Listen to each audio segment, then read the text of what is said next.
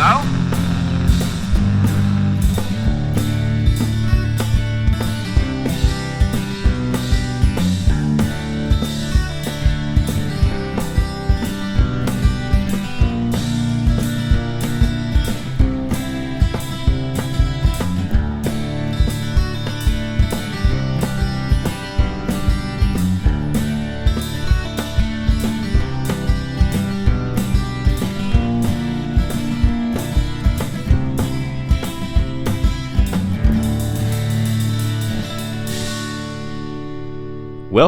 Welcome back to the Tin Can Dispatch. I'm Austin Lillard, and as always, I am joined by my brother, my actual brother, and my brother in Christ, Reagan Lillard. How's it going?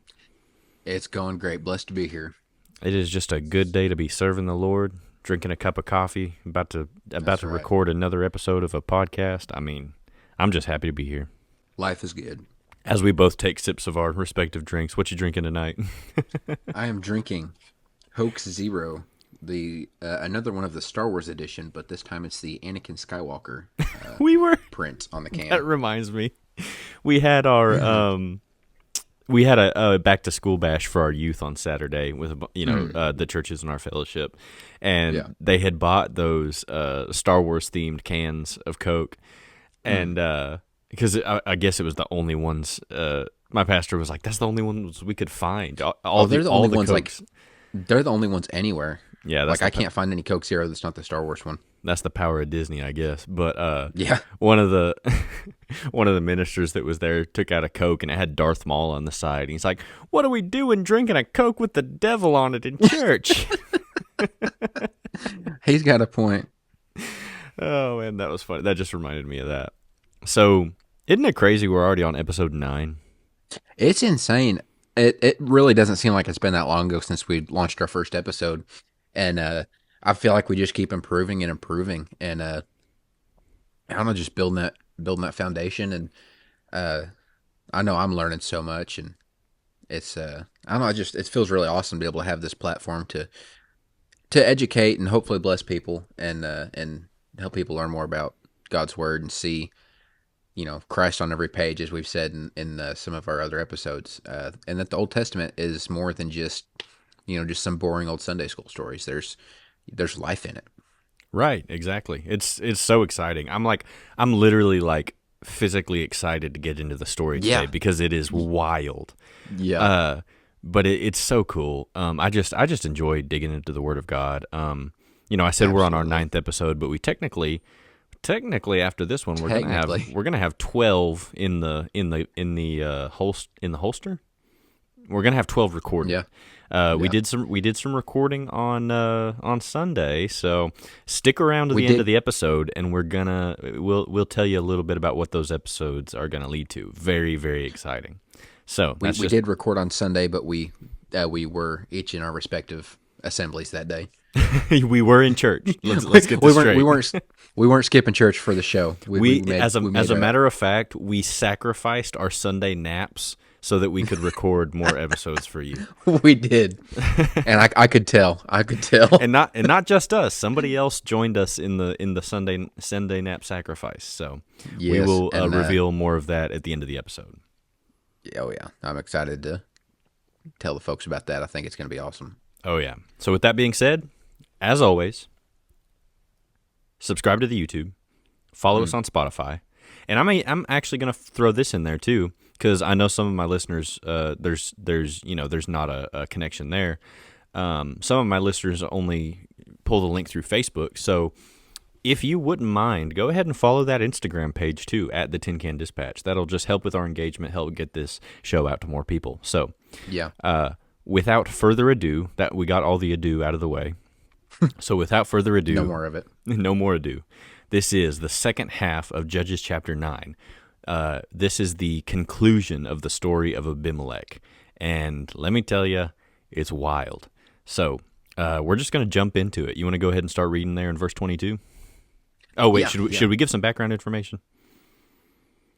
Yeah, if you want to do that. Okay, and then so kicking with the word. Previously, I was about to say previously on the Tin Can Dispatch, but really it's previously in the Book of Judges in the Bible. You know, We can't take 3,000 credit for years that. ago. Yeah.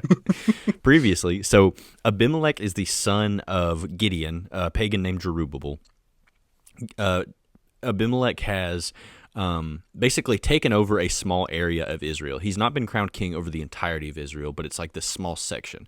But it's really the only area that's been governed like it is. So it's like it's the strongest.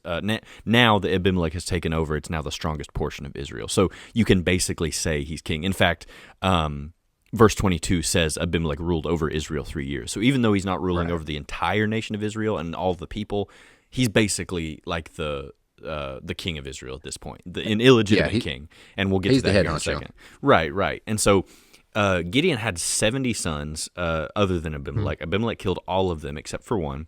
And that last son gave sort of a prophecy / political commentary about Abimelech being this bramble, and the bramble lusting for this power. And what the bramble says in the final parts of that in that soliloquy by Jotham is, if you turn against me, my fire will consume you. And so we're going to see the fulfillment of that prophecy in this last half of the chapter. So that's where our story leads us today. So go ahead and jump into verse 22 there. Yeah. Abimelech ruled over Israel 3 years, and God sent an evil spirit between Abimelech and the leaders of Shechem. And the leaders of Shechem dealt treacherously with Abimelech, that the violence done to the 70 sons of Jerubbaal might come, and their blood be laid on Abimelech their brother who killed them, and on the men of Shechem who strengthened his hand to kill his brothers. And the leaders of Shechem put men in ambush against him on the mountaintops, and they robbed all who passed by them along that way, and it was told to Abimelech. On the subject of Abimelech being the king of Israel, or technically the king of Israel, it's very interesting because the word in the ESV, it says ruled. I think it says something different in KJV, but that word there is actually unique to this section of Scripture. There's one other verse that it's used in, but it's in a different context. As far as the actual act of a king over a nation, this version of this word is the only time. So it's pretty much saying that, yes, Abimelech has been made king, but it's in a different way. It's in a perverted way, other than where we see God establish the kingship of Israel and those line of kings. And so the word actually means it's the Hebrew word sur, properly to vanquish. And the pictograph, because in ancient Hebrew it was written with pictographs, it's actually, and this is very interesting, it's a pictograph of a thorn. And so we know that Abimelech was the Bramble king. That's what what we're calling him. And so literally it's saying his rule was like his thorns were dug into Israel. Wow. And so that's just in the verse 22 there. That's just a great picture of what's going on. So Abimelech's been ruling for 3 years. The people of Shechem, now the Lord has put an evil spirit between the two, a spirit of enmity. And now they are about to go at it like cats and dogs. So it says, in verse 24, it says that the violence done to the 70 sons of Jerubbaal might come, and their blood be laid on Abimelech their brother who killed them. So this is sort of the consequences of Abimelech's actions coming back around to bite him. Right. Because we know earlier in the chapter, Abimelech said, if you truly want me to be your leader, I will be your leader. And so the men of Shechem agreed for a minute, but now the Lord has come. And it's interesting because it's not even a natural hatred that arises. The Lord literally puts that enmity between them because he's like, the time clock for this kingdom is up. We're about to get things rolling. And the whole thing falls over like dominoes. This commentary said, and I kind of spoke to this a second ago, it says, the extent of Abimelech's kingdom was very limited. Only Shechem, Beth-Millo, Arumah, and Thebez were mentioned as under his jurisdiction. It is unlikely that it extended beyond a portion of western Manasseh. So it's still a small kingdom, but like we said, he's the only one that's technically been crowned king. So, but those T-shirts that says, "I'm not the stepdad, I'm the dad that stepped up." I'm not the step king, I'm the king that stepped up. Yeah. Oh, Lord. That's what it made me think of. Oh, that's what he acts like for most of this chapter. So we have the men of Shechem are like, okay, we've come to our senses. We need to bring about justice for the 70 sons that Abimelech has been killed. Yeah. And so the leaders of Shechem put men. We're not told that they're worthless men, like in the earlier in the chapter. They're just men. So Yeah. we can assume that they're actual men of Shechem and not They're mercenaries. not they're not wearing the worthless men Yeah, they're t-shirts. not wearing the worthless men T-shirts. Shout out episode 4, the Ahab the Puppet King featuring the poking stick. Um, so And the leaders of Shechem put men in ambush against him on the mountaintops, and they robbed all who passed by them along the way. And it was so. This is basically just a ploy to get Abimelech's attention. Is Right. kind of how I'm reading it. Is like we've got this plan to go against Abimelech. We're gonna kind of try to get his attention and just aggravate him a little bit by doing this, by robbing Abimelech's people. Mm. So verse 26, it says, "And Gaal, the son of Ebed, moved into Shechem with his relatives, and the leaders of Shechem put confidence in him. And they went out into the field and gathered the grapes from their vineyards, and trod them and held a festival. And they went into the house of their God, and ate and drank and reviled Abimelech. And Gaal, the son of Ebed, said, Who is Abimelech, and who are we of Shechem, that we should serve him? Is he not the son of Jerubbaal, and is not Zebul his officer? Serve the men of Hamor, the father of Shechem, but why should we serve him? Would that this people were under my hand. Then I would remove Abimelech. I would say to Abimelech, Increase your army and come out." Okay, so this guy, Gaal, his name literally means loathing. And as we see in many of these stories, their name is basically the part they play in the story. So Gaal is kind of the voice behind sort of this hatred towards Abimelech. So it's all been funneled through him. And this is kind of a funny scene because when you zoom out and look at it, it's just a big party, and Gaal is like, if Abimelech was a man, he'd come out and face me, basically. And he's like, it's just kind of this rowdy, like, and it says they ate and drank and reviled Abimelech. It's sort of like an anti-Abimelech party. Like they're just, it's just in the face of Abimelech. And Gaal is talking a big game here. He's saying, he was like, who even is Abimelech? Like he's a nobody. Even though he's reigned over them for 3 years and they've seen what he's capable of killing which technically, like if we want to get technical, he was able to accomplish that because the people of Shechem bankrolled him and he paid those mercenaries to do his bidding for him. So it's a very nuanced issue here. I mean, the people of Shechem, and it is funny because the people of Shechem very much took part in Abimelech's rise to power. I mean, they were the ones that crowned him, and so it's just interesting to note all that. So then Gaal goes, he's like, imagine if I was in Abimelech's place. He was like, you don't even know how good it would be. And he was like, you know what, Abimelech? And he says, increase your army and come out. And what have we said before on this show? Come at me, bro. Basically a biblical way of saying come at me, bro.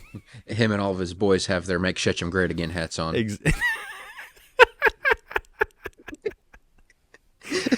How are we going 2 episodes in a row with a Donald Trump reference? No idea. Yeah, for real. Make Shechem great again. Merch coming soon. So they've kind of put their confidence in Gaal. He's sort of the new. They've moved on from Abimelech because they're very wishy-washy. But again, this is a spiritual thing because the Lord has put this enmity between them, so it all serves a purpose. So they went to and this is actually important. So the people of Shechem went to the house of their god, which we know is Baal Berith, or they call Baal the god of the covenant. So they completely abandoned the Lord in all of this. So they go to the house of their god, eat, drink. They cursed Abimelech. They were so confident in their new leader, Gaal, they literally threw a drunken party, openly cursing Abimelech in public. They're asking for it. They're asking for it. I'm not saying what happens next is right. I'm just saying you don't, because Abimelech's a little bit of a psycho, and you don't just air out all of your grievances about a psycho in a drunken part. Like, it's just not smart. He's gonna do a little bit more than just key your car. He's gonna set your car on fire. It's gonna be bad. So, okay, go ahead and read verses 30 through 33. Yeah. When Zebul, the ruler of the city, heard the words of Gaal, son of Ebed, his anger was kindled. And he sent messengers to Abimelech secretly, saying, Behold, Gaal, the son of Ebed, and his relatives have come to Shechem, and they are stirring up the city against you. Now therefore go by night, you and the people who are with you, and set an ambush in the field. Then in the morning, as soon as the sun is up, rise early and rush upon the city. And when he and the people who are with him come out against you, you may do to them as your hand finds to do. Okay, so Zebul is a very interesting character in the narrative here. He's sort of like the governor. So, like, think of Abimelech as the king. Zebul is just kind of like he is over the city of Shechem. He hears Gaal. He might have even witnessed this party where they were like, come out, Abimelech. He had his own hat. Square up, and so he secretly goes to Abimelech. So he's kind of like he's playing both sides here. He witnesses all of this happening with Gaal and the people of Shechem, and he's over the city of Shechem. So like he has a make Shechem great again hat on, like you said. But he's like, I'm still loyal to Abimelech. So it kind of goes to show that the Lord moved on key people. It wasn't like a mass hysteria. It was kind of key figures that drummed up this hatred for Abimelech. And so he sends word to Abimelech, and he's like, y'all come before the sun's even up, arrange yourself in the mountains, and I'm going to set things up for you so you can come and silence this protest, basically. So he says, then in the morning, as soon as the sun is up, rise early and rush upon the city. And I know we're kind of going fast through this, but there is a lot of theological meat we're going to get to in the next little while. So rise early and rush upon the city, and when he and the people who are with him come out against you, you may do to them as your hand finds to do. So it's basically a polite way of saying, you're just come in and wreck these guys. So he, like I said, he's the city manager. He's organizing sort of this surprise attack on his own people. Yeah, it's a running theme of these guys, and we see it with Gideon. I was about to say that. Right, yeah. With the sneakiness. Mm-hmm. With sneaky little guys. They turn against their own people at the drop of a hat. And that's really, if we're gonna take a look at the big picture here, there is such a, I don't know what the word is. There's such a lack of unity between the people of God, and that's a huge understatement of the century. Oh, yeah. Once they took the first little step of, I say little step like it's a little step. Once they took the huge first step of not cleansing the promised land of the people groups that the Lord told them to kick them out, it's like, okay, the lines that not only has the enemy now become my family, now my family has become the enemy. The lines across the board are blurred completely. Like there's no loyalty on any side now, especially now. Like you had some, and this chapter sort of marks the big tipping point. I know it's kind of been like drip feeding chaos from the beginning in the book of Judges. Right. But this chapter 9, and that's why I wanted to break it up into 2, because I really wanted to kind of soak in just what these events really mean for the narrative and for the history of Israel. Because this really is the tipping point into complete chaos. Because it's brother against brother, family against family. The lines are blurred because they're so integrated into the heathen peoples. And if we're going to apply that to our lives, if we allow the things of the world to integrate themselves into our lives, because sin is not sin, and just the things of the world, the things of the flesh, it's a parasitic relationship. Just like the people that are in the you're never going to have clear lines drawn.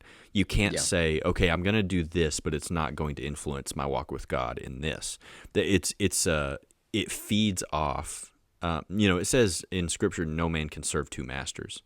Right, for he will love one and despise the other. Exactly. And so we see this here. There is no instance of the Israelites being mixed in with these people that one person does not despise another person. Yeah. The flesh lusteth against the spirit, and the spirit lusteth against the flesh. It is constantly going to be at war. So to have the cleansing power of Christ come through and silence the flesh, crucify the flesh, silence the sin, cleanse us from the sin, that is how we have peace in our lives. And it's everlasting peace. And if Israel had cleansed the promised land, they would have had peace. But because they didn't, It's coming back to bite them. right, exactly. And they had periods of peace. They had periods where things seemed okay, but then it just kept getting worse and worse. And so we see so back to the narrative here. Zebul has turned on his own people. He's sided with Abimelech. Everybody's there's no really, until the very end of the story, there's no hero in this chapter. Right. I say in this chapter. We talked about Jatham a little bit. It is Jatham, right? I believe so, but he didn't really stick around. He kind of said his piece, and then he booked. Right. Yeah, and that's how we split it up with the exit of Jatham. And so now there's no real hero in this story until this last character is introduced, and we'll get to her in a little bit.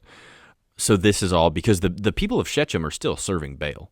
They're not aligning themselves with God. There's a reason God had to send an evil spirit between the two, Right. because they were aligned in their sin.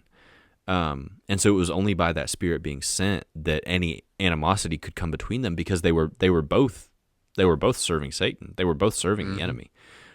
So now we see two opposing groups that are both. So it's just a mess. It's a big mess, and we're going to see that here in a minute.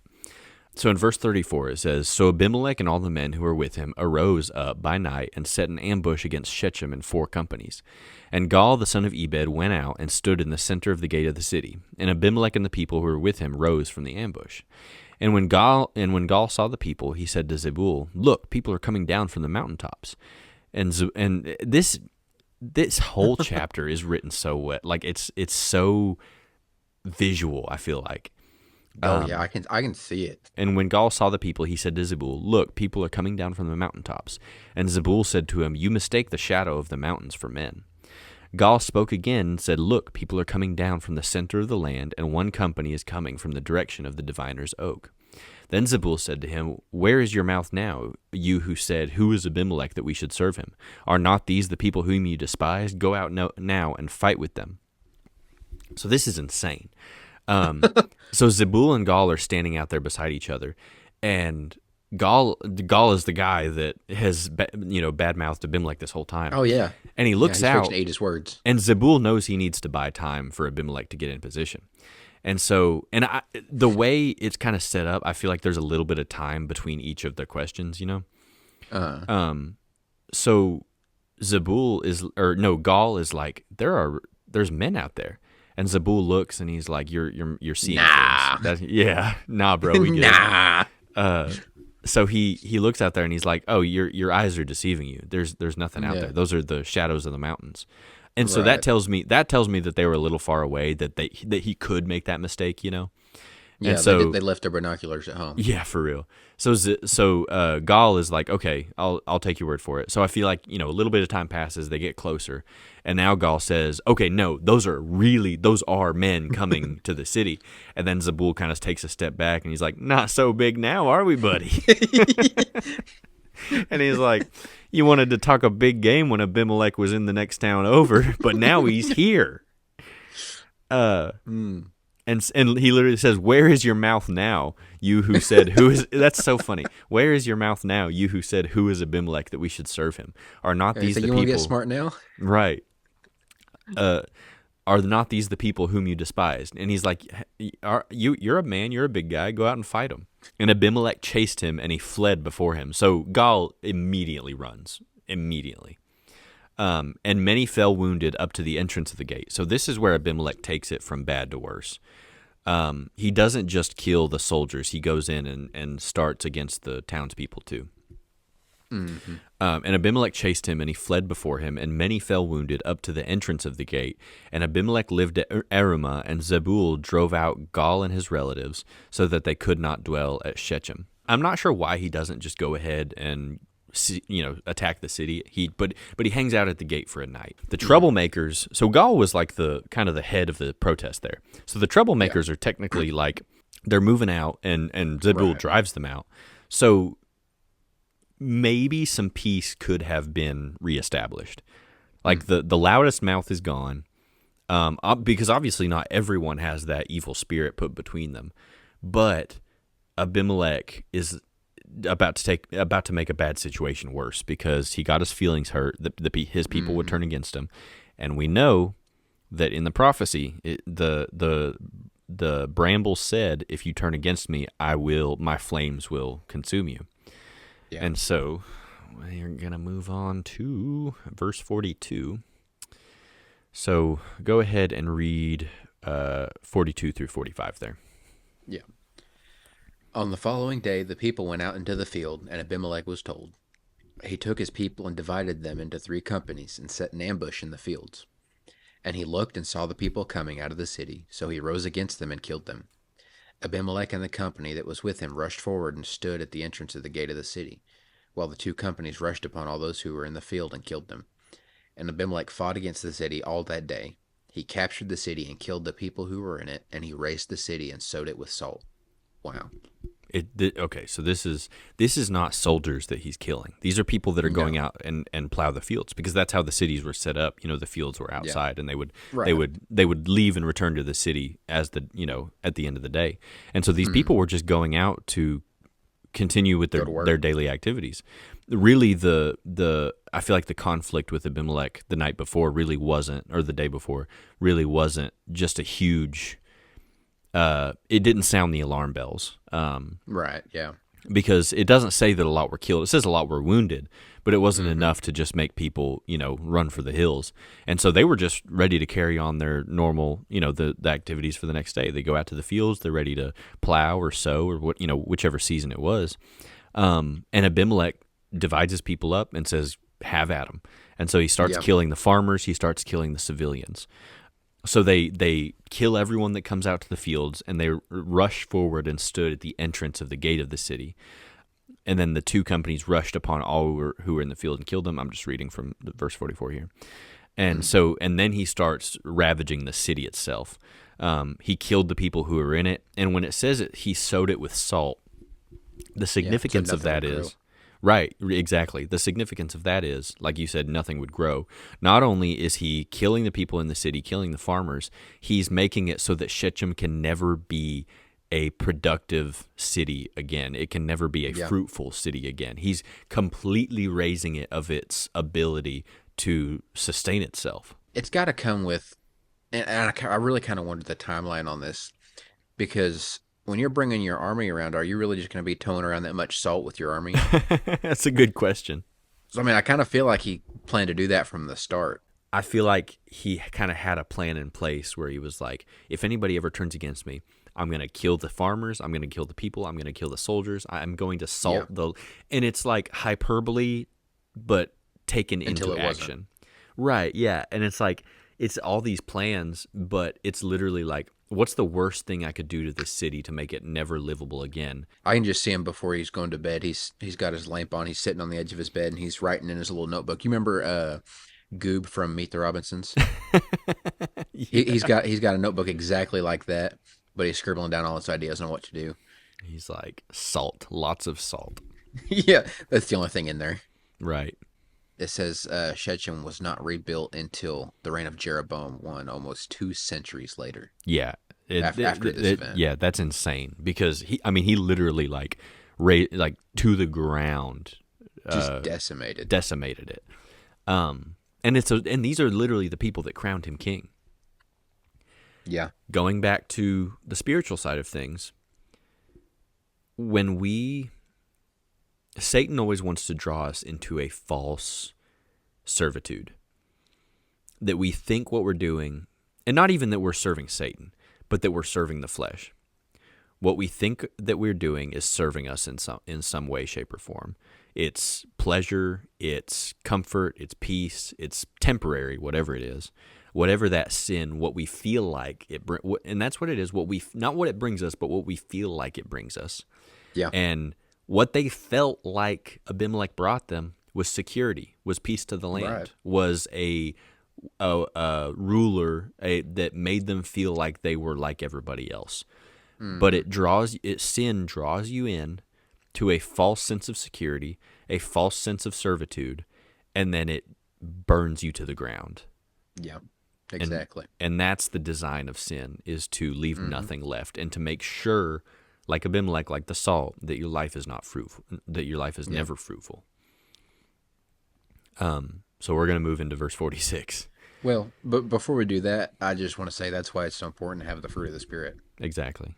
to always be striving towards a closer relationship with Christ, and when you do, that will come with fruit. Yeah, absolutely. And that's the marked difference of a Christian and somebody that is not, is those fruits of the Spirit. Because the fruits of the Spirit are undeniable. Jesus said, "You shall know them by their fruits." I know I say it a lot, but I mean those fruits. That's what make us that peculiar people. Exactly. That's what sets us apart.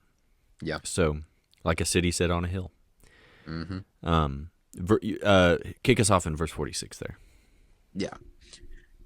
When all the leaders of the Tower of Shechem heard of it, they entered the stronghold of the house of Elbereth.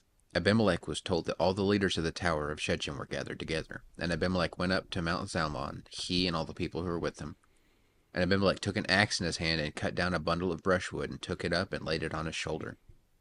And he said to the men who were with him, "What have you seen me do? Hurry and do as I have done." So every one of the people cut down his bundle of the fall, and following Abimelech, put it against the stronghold, and they set the stronghold on fire over them, so that all the people of the tower of Shechem also died, about 1,000 men and women. Wow. Yeah, it's crazy. Before we get deeper into that, it's really reminiscent of another um, medieval story, and I believe it's somewhere in Europe, Mm-hmm.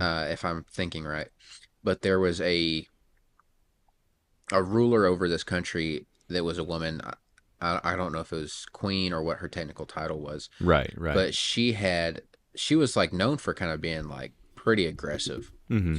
She had a lot of these guys that were wanting to marry her for, like a strategical marriage. Right, right. They would send their messengers out, and she basically like she had like a group of these messengers Mm-hmm. and put them in like she's like, "Hey, come relax over here in this bathhouse," or something to that effect.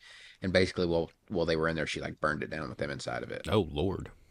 So I mean, this is like, and there's more stories of stuff like that where like rulers have like sent like pigeons with, I think some were like explosives and like fire Mm-hmm. bombs, different types of like incendiary materials, and like these rulers have like attached them to like pigeons, and then when these pigeons come into roost, or pigeons, birds, bats, all sorts of things go into their roosts at these people's homes, it burns down homes, and like there's been villages, cities completely burned that way.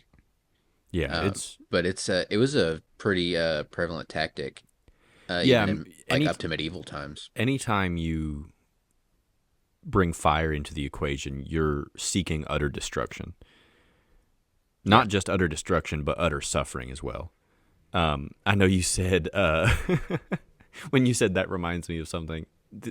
My sixth grade public school education just beamed into my head and said "Triangle Shirtwaist Factory Fire." So anyway, we're gonna move on. But no, yeah, that is a good point. That this kind of tactic it is prevalent in a lot of primitive and not so primitive warfare, but Yeah, and it's meant for complete destruction. in complete suffering. You can see the problem here, and it's very interesting. There's two towers in this chapter. This is only the first, and we're going to see what happens in the second. But the problem here is, what does it say in verse 46? When all the leaders of the Tower of Shechem heard of it, they entered the stronghold of the house of Elbereth. So the house of Elbereth, that's what we've been talking about, the God of the covenant. And so they're going Yeah. into this they're seeking refuge in the house of the false God. They're not seeking refuge in the house of the true God. And so Right. Yeah. this is such a brutal few verses here, but it's an object lesson in putting your faith in the wrong thing. Just like, Yeah. and it's layers, because they put their faith in Abimelech. That didn't work out. They put their faith in this tower of the false god. Obviously, that didn't work out. So it's layers on layers on layers of putting your faith in the wrong thing and seeking refuge in the wrong thing. Because at the end of the day, they sought refuge in Abimelech because they thought that him being the king could fix their problems. So 1,000 men and women, so that all the people of the Tower of Shechem also died, about 1,000 men and women. So it wasn't just the leaders of the city. This was basically the remainder of the city. So Shechem is completely decimated. This commentary says, this was as if a man should run into a stack of straw or barrel of gunpowder to secure himself from a raging fire. Their covenant with Baal, that image of jealousy, was the cause of their ruin. They looked upon this hold as a fort and a sanctuary, but it saved them not. So it's literally out of the frying pan and into the fire. And I'm sure they were praying to their God for protection. Oh yeah, 100%. Can I can I read that next part on that? Yeah, go for it. I love that. It says, for the people of Shechem, even a secure tower could not protect them. Yet there is a more secure tower than the Tower of Shechem. The name of the Lord is a strong tower. The righteous run to it and are safe. And then Proverbs 18:10, for you have been a shelter to me, a strong tower from the enemy. Wow. That's powerful. And that's going to lead us right into the next section.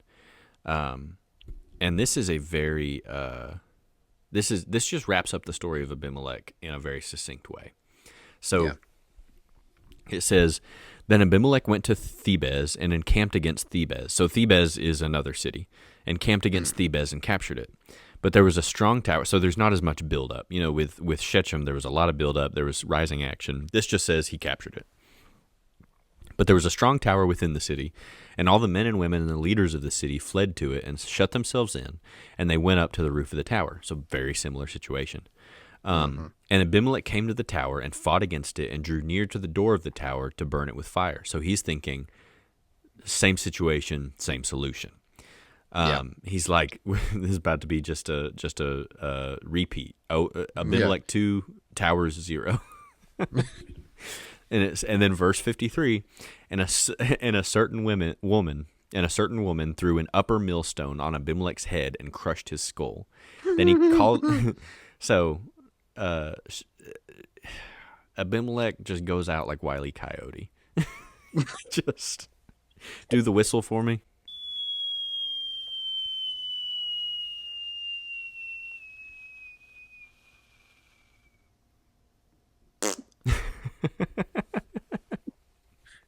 So that's Abimelech. So it says, then he called quickly the young man, his armor bearer, and said to him, draw your sword and kill me, lest they say of me, a woman killed him. And his young man thrust him through, and he died. And what I don't want to say funny, because this is, but it is kind of funny. I know what you mean. Because listen, he knew it was a woman, so he had he had to have looked up. The Willem Dafoe meme.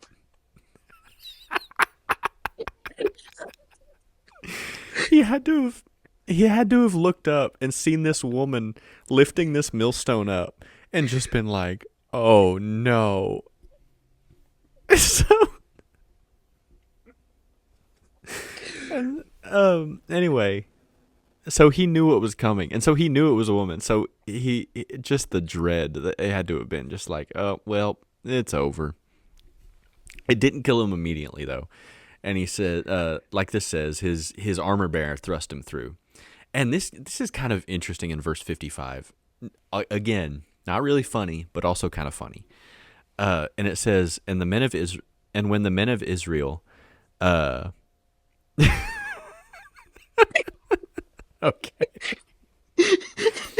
And it says, and it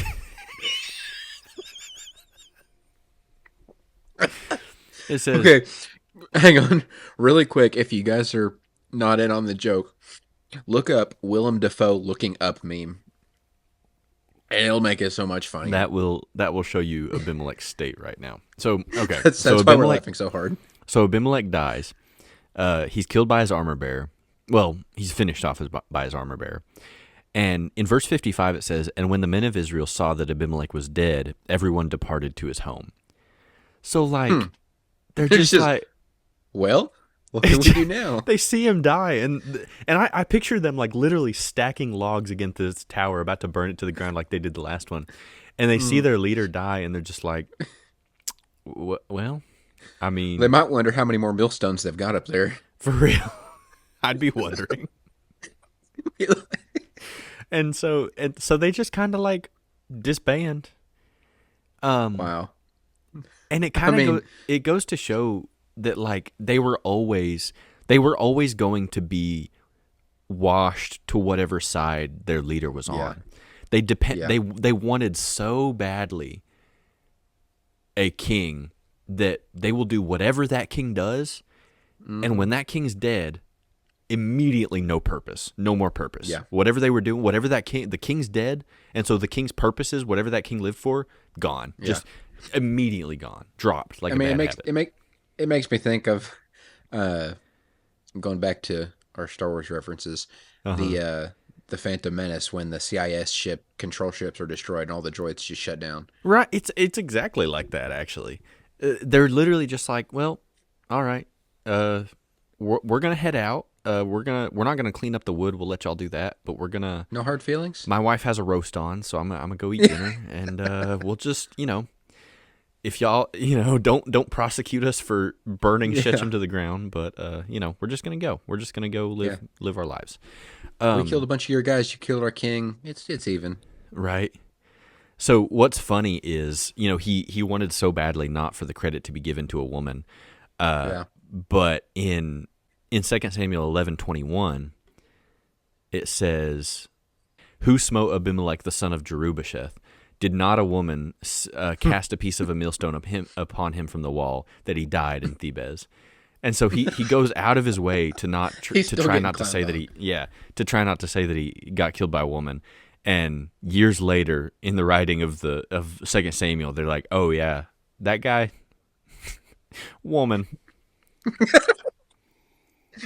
Yeah, the armor bearer just caught the assist. Right, yeah.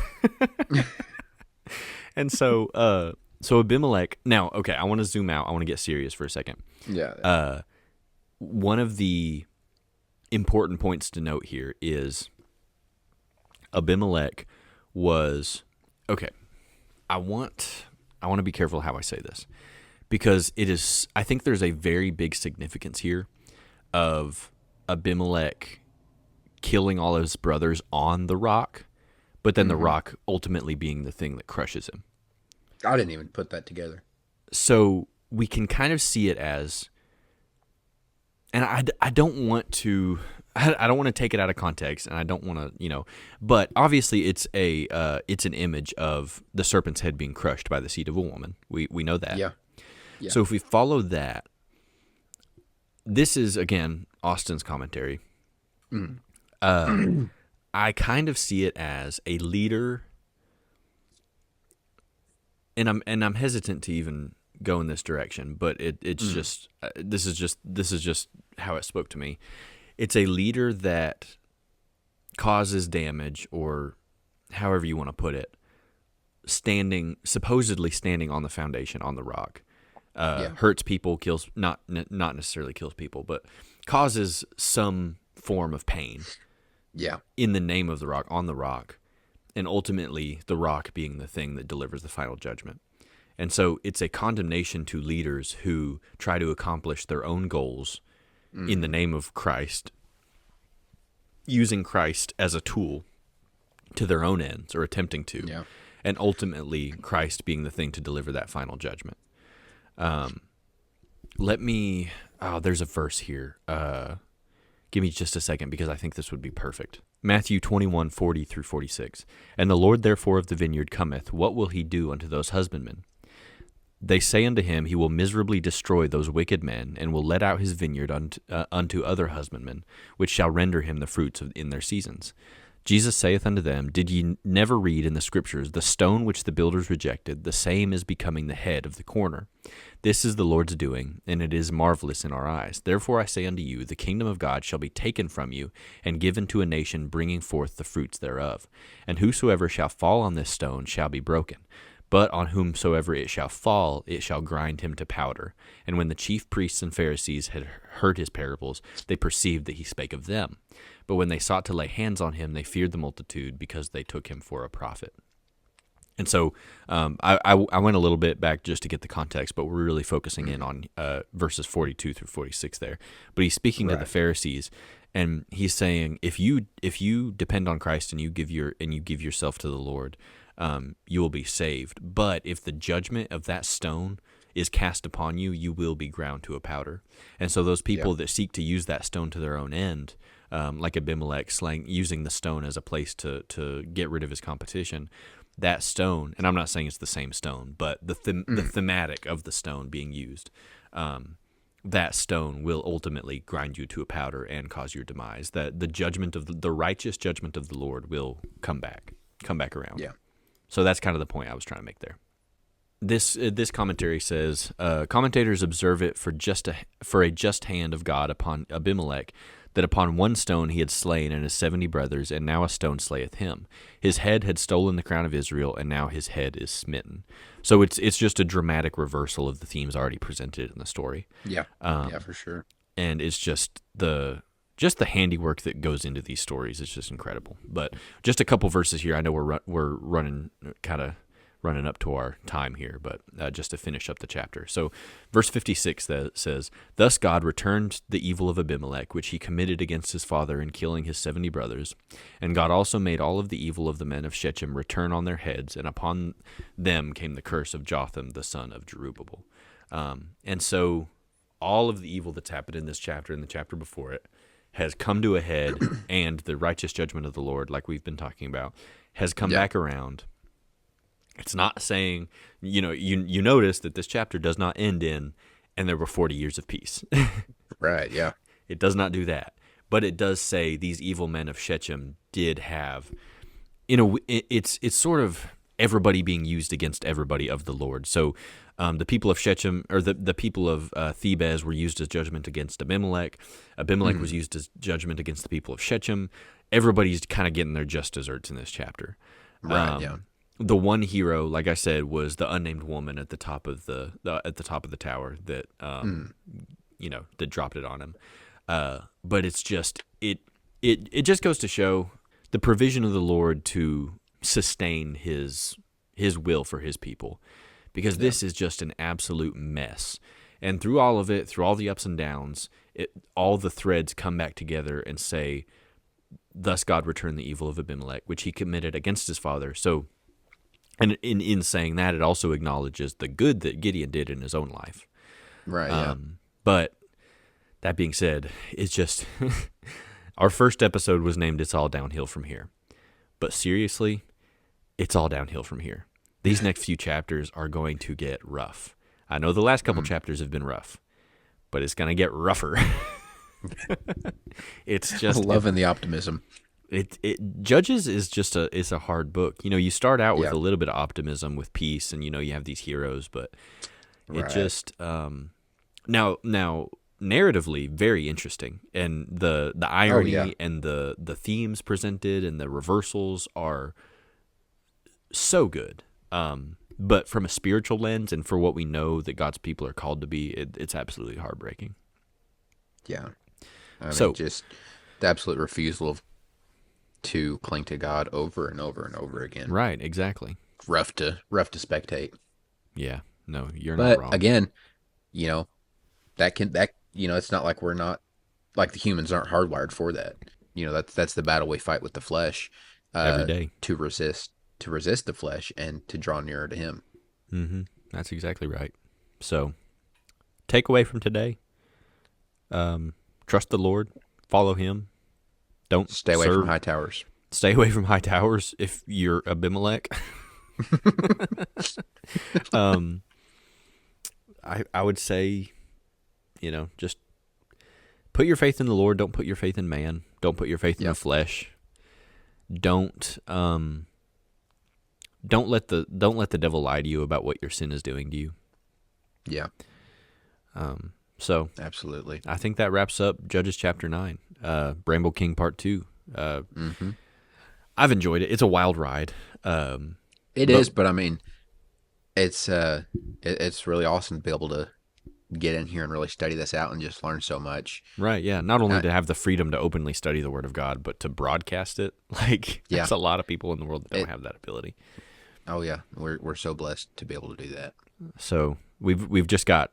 Yeah, I'm going to try to do this quick. So I know I made a promise at the beginning of the episode that I would tease what's going on from here.